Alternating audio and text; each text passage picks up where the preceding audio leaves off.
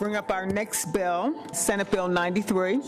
Tell us about your bill. Thank you, committee, for hearing this bill today. Few would confuse a third-floor committee hearing room for a stage. This type of transparency enables consumers to identify the debt. But early last year, an audience was nonetheless treated to something quite choreographed. My name is Brett Riley. Thank you, Madam Chair. My name is Tom Ramola. One by one. Thank you, Senator. I'm Alan Greenberg. My name is Catherine O'Brien. Debt collectors asked for a rewrite. To consider amending this legislation. We have an amendment So I'm out here to advocate for the amending this legislation. At center stage, Oh, absolutely. State Senator Sonia Jaquez Lewis and her bill to, among other things, demand hospital systems stop suing patients under a debt collector's name. It's not transparent. It's secretive. We don't know who is really pushing forward the debt collection in the courts. Here's why. Let's say Hospital X wants to sue Jane and John Doe for an unpaid bill, but doesn't want the public to know how often it sues patients like the Does.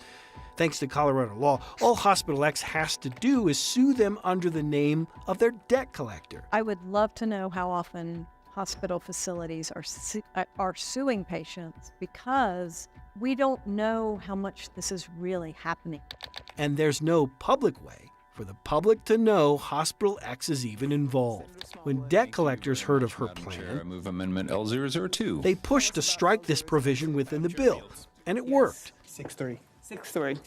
A win, not just for debt collectors, but for the hospitals using them to hide their lawsuits, says the state senator. What I can believe could be the case is the hospitals would find it a lot easier if their name is not going into the court system every single day.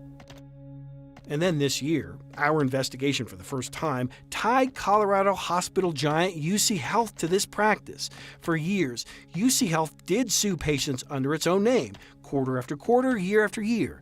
And then 2020 hit, and UC Health's lawsuits appeared to disappear. It almost seems like there was a policy shift. What happened? We are not deliberately doing anything other than trying to work with our patients. Neither UC Health's top legal advisor nor the PR wing of the hospital will tell us why, but we do know in 2020, UC Health stopped using its name as a plaintiff in debt cases, opting instead to use the name of one of its various debt collectors. The implication is that we're hiding from this or hiding the fact that the debt is owed to us. I just take issue with that. And so I asked her how often they sue. Maybe not today, but at some point in the not so distant future, you could tell me that? If you need that, we can try, sure. A week later, we received information that had yet to be publicly disclosed. In 5 years, 15,710 lawsuits, or more than 3,000 patients sued per year. Some, like Lorena Sanchez, sued for more than $24,000. And it's getting me so anxious, so stressed, and I don't need that in my life. I already have so many things to worry about, so I don't need that. Yet while we finally know how often UC Health sues, we don't know how its numbers compare to other systems due to the lack of transparency. For example, Common Spirit, formerly Centura, sues under a third-party name.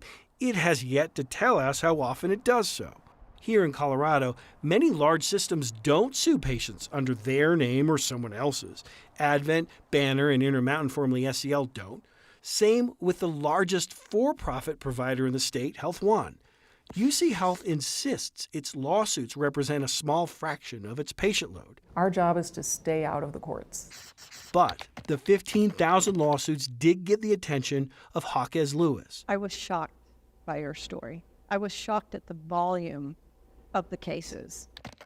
She says this year she's going to try again with a new bill that would once again try.